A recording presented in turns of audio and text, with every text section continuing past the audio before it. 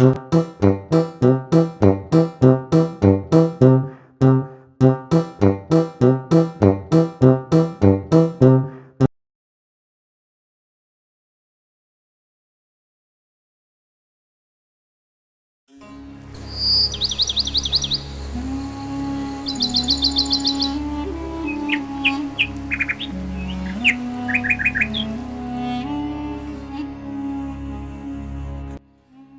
बच्चों, हमारी अगली कहानी है लकड़हारा और राजा के न्याय की।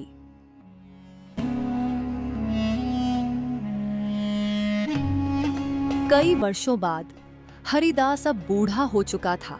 उसने अपने बेटे शंकर को लकड़ी काटने का काम सिखा दिया था। शंकर भी अपने पिता की तरह ईमानदार था।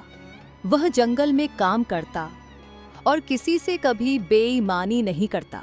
जंगल में लकड़ी काट रहा था कि पास ही राजा का शिकार दल आया।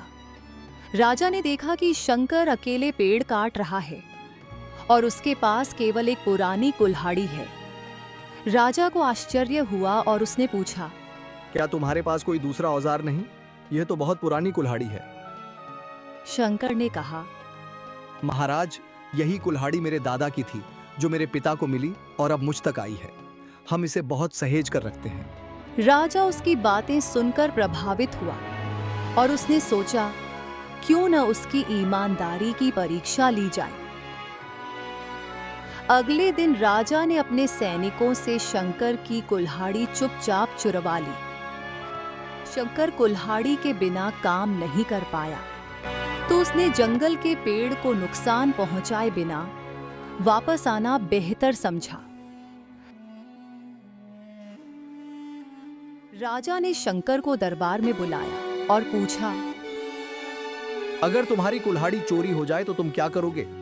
शंकर बोला, महाराज, मैं किसी और की कुल्हाड़ी नहीं लूंगा। अगर मेरी कुल्हाड़ी वापस नहीं मिलती तो मैं मेहनत करके नई खरीदूंगा। राजा मुस्कराया और बोला, शंकर, यही सच्चा चरित्र है। तुम्हारी परीक्षा ली गई थी और तुम उसमें खरे उतरे हो।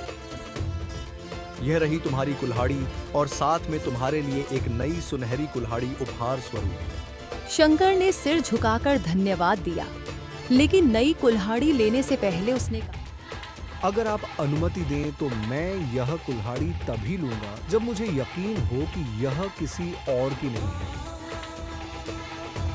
राजा उसकी बातों से बहुत प्रभावित हुआ और उसे राज्य का ईमानदारी का प्रतीक मानकर सम्मानित किया। सीख, सच्चे मूल्य और ईमानदारी केवल परिवार में ही नहीं, समाज में भी पहचान दिलाते हैं।